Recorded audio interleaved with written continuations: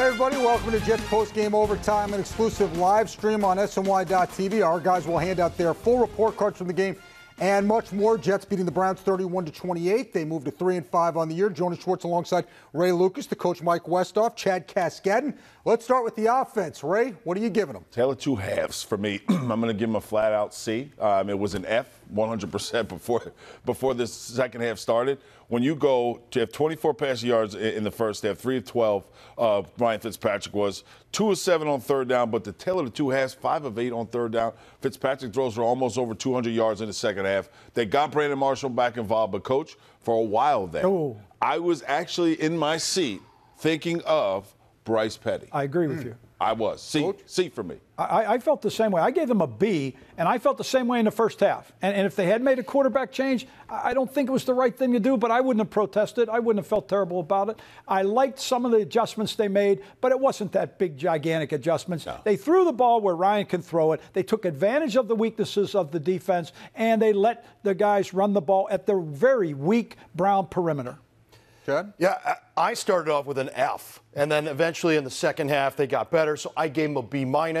I like the adjustments. Chan Gailey, I think, changed some of his play calling, and then the offensive line, they executed. They blocked. You saw some of the screens, some of the draws. The running backs got involved. That's really good for Ryan Fitzpatrick, because when you heard him on the show, he said, boy, that's a nice crutch to have. I really like having that running game. So for him, that gives him confidence that he can get that ball out to the real playmakers, Enunwa and Marshall. So I gave him a B-. So as tough as the first half was, and everybody's reflecting it in their grades, the second half was very good. Is that something they can build off of going on to next week? Build off of? They can't let it happen, period. You're playing the Cleveland Browns, thank God for that. You come out flat against a New England team, you're not going to have a chance in the second half. Well, but I don't care what you do. How about the production in the Miami second Dolphins, half? same thing. But what they did in the second half, can you build off of what they did in the 100%, yeah, you would hope so. Listen, I think the fact that Brian Giacomini comes back, I mean, you want to talk about an offensive lineman who is nasty. Willie Colon was there a year ago. He has that, killer or be killed mentality. I think they were missing that on the offensive line. Today they got after it. Granted, the 31st ranked rush defense of the Cleveland Browns, it's not too hard to get after it. Right. But the fact that Giacomini comes back, I think there's going to be a little bit of change of morality on that offensive line. How do you build off of what you saw in that second half going into next week? Again, you present it to them. You show them. You show them on film. You can show the whole team.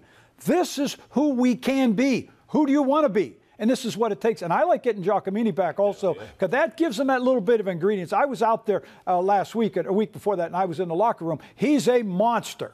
And guys made it clear to me, nobody fools with him. And I think they needed that. So you can build on it. You have to build on it. And, I'll make a quick point. Coach said it earlier. There was a lot of guys not practicing this week. And if you're going to try to get to a fast start, these guys got to be on the field. You've got to practice. You've got to be out there with your guys. Hey, strap it up, tape it up, put some dirt on it, tape an aspirin to it. I don't care. Get on the field. You've got to play. Because if you don't, then you walk into the situations where, I'm feeling sorry for myself. My knee hurts. My shoulder hurts. Enough of that. You're pros. Get going. If you're not injured, you're hurt. If you're hurt, you're playing. Get going. All right, let's get to the defense. What grade are you giving the defense? Man, I had to change it all over the place. I gave him a C-.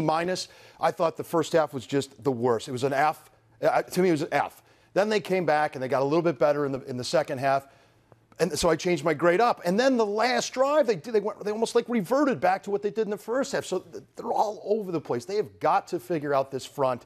They've got to figure out personnel. I'm confused sometimes who they put in there. I don't get Catapano. I don't get Malden, why they're in there sometimes. They need to get Sheldon Richards in there more often. You heard him today on the show. He said, I was in rotation.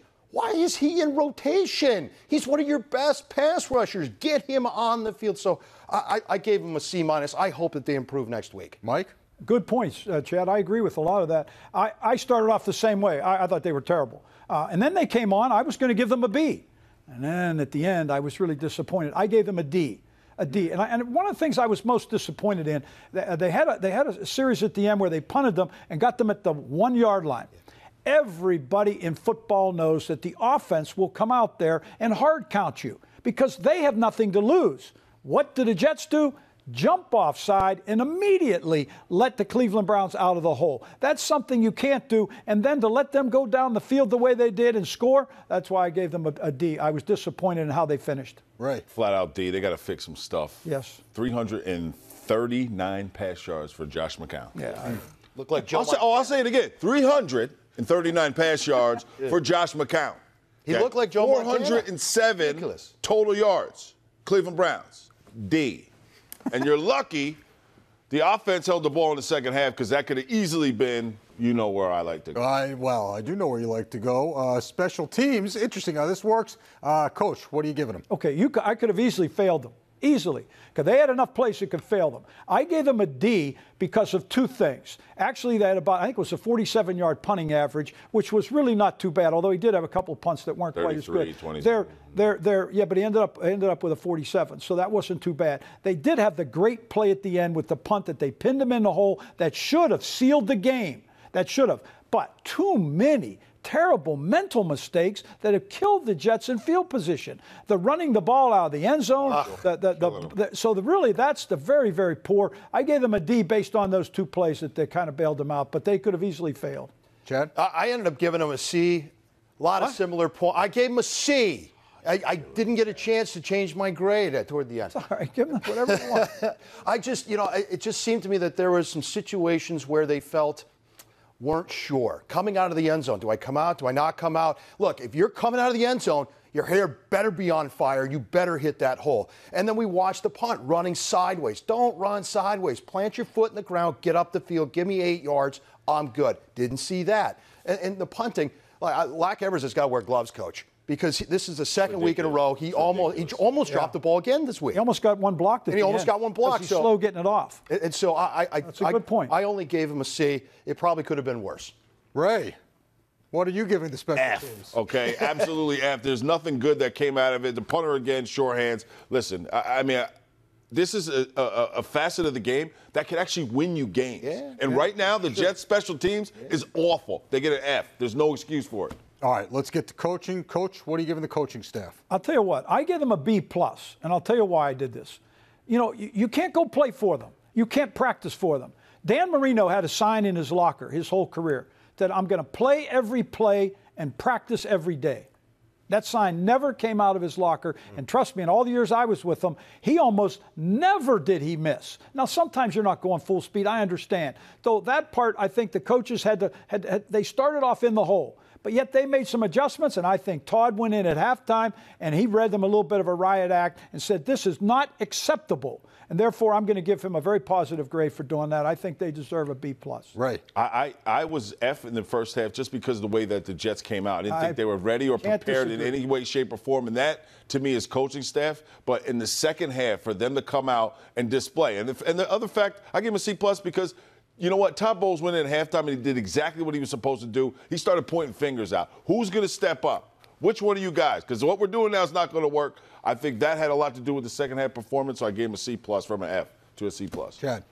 I ended up giving him a C. It's a blended grade. In the first half, it was a complete F, total failure. It didn't get it done. And then in the second half, clearly, as you saw on the TV, he came out, he read the riot act. It just reminded me the transition back from Rich Kotite in 96 to Bill Parcells in 97, when Bill came in and he said, look, if you've got thin skin, you're not going to like me. You're going to practice, and if you can't practice, you ain't playing. And all of a sudden, the training room was empty, and everybody was practicing, and it wasn't a shock that we suddenly got good. And I think Bowles is similar to that. I think that's probably what you're going to see. He's a Parcells disciple. He's going to come in, he's going to say, look, guys, this is over. You either practice or you don't play, and get out of the training room. And I think you're going to see a shift. The funniest thing that Parcells used to do, number one, they used to put NASCAR on there. He put NASCAR, and he turned the temperature down. 54 degrees. I remember going to that track. And here's the funniest part. You would go in with your sweatpants on and stuff like that. No. Shorts and a T-shirt when you went to the training table. You couldn't even load up on the clothes because he didn't want you comfortable in there. You couldn't wait to get out. Couldn't wait to get the hell out of there. All right. Well, you know what? Arjun Coakley caught up with David Harris to talk about today's game. Here they are. It just seems like the first half your defense just wasn't in sync. Browns knew what you guys were doing. What adjustments were made between the first half and second half? We just played with more attitude. We came out flat the first half, and we knew we could play a lot better. And we came out second half with new energy, and we executed a lot better. And got to fill in third down and get the ball back to our offense. What do you think it was about the slow start? I don't know. It's just one of those things. We can't come out like that against any team. This is the NFL. And anytime you come out like that, it's going to hurt you. And hopefully we'll learn from it and it won't happen again. Todd seemed very angry and said, you guys had an attitude, bad attitude, and you had to change it. What did Todd say to you guys at halftime? Play better. Pretty much that. Just play better. And as this team, you guys won your second straight. As a defense, what needs to be corrected to keep on building on this momentum? Like not starting off slow, get off the field on third down. We got to continue to get turnovers. I think we had 2 today, which helped us out, and continue to play good, sound football. Are you confident that this team can continue to build on the wins each week? Oh, very confident. I know the type of guys we have in this locker room. We take pride in what we do, and we're going to go make these corrections. We're going to be our own worst critic tomorrow when we watch the film and try to make the mistakes and come out ready for next week. What was the message that Todd said after the game? Ready to keep fighting. Ready to keep fighting. Is that the message you guys kind of sent today? Like, we're going to keep fighting no matter what? Always. All right. Thanks, David. I appreciate it. Back to you. All right. Well, thanks to Janae Coakley and David Harris. They're going to keep fighting. That fight continues against the Dolphins next week. Let's turn to our Florida correspondent. What should we expect for this game? The Dolphins all of a sudden think they're the best rushing team in football. And that's all I hear Hard about. to argue.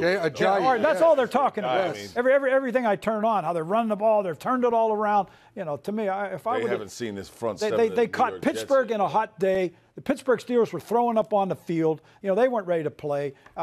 They came in with Buffalo was all banged up. You got to go down there and step up and match. And the Jets' run defense is tough. They'll give the Miami Dolphins a heck of a game. They can beat the Miami Dolphins. He's not running for over 200 yards. Absolutely again. I'm not. telling you that right now. Especially right if we now. can get some 651 in there. We get the 6. That's right. He won't run for 60 if we have 651 in there. Listen, the Dolphins again. When you look at them. The running game will always save your season for a short matter of time before people say, okay, we're not going to let the running back beat us. We're going to let Tannehill throw the ball through the air. I mean, really, who are his weapons? I don't know. Any? I don't know. Okay, thank you very Jarvis Landry? Jarvis Landry is a beast. Landry's good. Landry's a good player. Landry's very good. But I think the key is to force Tannehill to throw the football. And to me, the front seven of the New York Jets, they're not going to give up 200 rush yards in a game. I agree with you. They're not going to by happen. one person. Get after him. Hey, make Tannehill beat you. I don't think he can beat the Jets on his own. Take away the running game. Put Revis on Landry. Shut him down. Put a safety over the top so that Revis can get after it and be okay with letting the guy go down the field if he has to. And then just start bringing the blitz. Start putting the pressure. I want to see this pressure defense that Bowles is known for when he was at Arizona. We haven't seen it yet, and Coach and I have sat here, and Ray said that. Man, do this 5-6-1 defense and bring the heat. And if you do that, I don't think Tannehill can handle it. I am going to put up shirts because we mixed up the numbers every which way today, all of us. 51. Oh, 651. I said 561. 6th Avenue, 51st Street, I believe is how it was dubbed. Let me ask you this. Dolphins are coming off a bye week. Does that change anything? You would hope so. All right, so the Dolphins, you could either be rusty or you could be rested. No, I mean, do the Jets approach it? You should be prepared. Every time I hear bye week, there's 2 things that happen. One, you get healthy, which the Jets are in dire need of because, Mike said it best. I didn't read the thing on Wednesday. I'm going to start reading it on Wednesday. Nobody's practicing for the Jets. And number 2 is you better be prepared for the team you're playing because you had 2 weeks to get ready for. Correct. That's the only 2 things that I think, it doesn't. So the Dolphins have an advantage coming in off the bye week? Anybody off of bye has a slight advantage, yes. A lot of it depends on if you took advantage of that. And you would think that they would have to get a little bit healthy, to get rested, and get prepared. But so what? You go down there when that's all goes out the window after that opening kickoff. Because all of a sudden, they're bragging about their offensive line now. Well, I like the Jets' defensive line. I'll take that matchup. Let's find out. Let's get the men against the men, and then we're going to see what will happen. Yep. Once you cross that white line and the first swing goes. Yeah, please. Everything's off it doesn't matter what the hell is going on. All right, guys are giving you their grades. Jets have won 2 in a row. It was interesting how they did it, but nonetheless, they got it done there. Win is a win, baby. We'll take it. Moving on, 31-28 over the Browns. Thanks for tuning into the live stream of Jets postgame overtime. Bookmark SNY.TV and thejetsblog.com for more coverage and analysis of today's game. For Chad Cascadden, the coach Mike Westhoff, Ray Lucas, I'm Jonas Schwartz. We'll see you next time. Happy Halloween this weekend. Ooh, happy Halloween. Candy.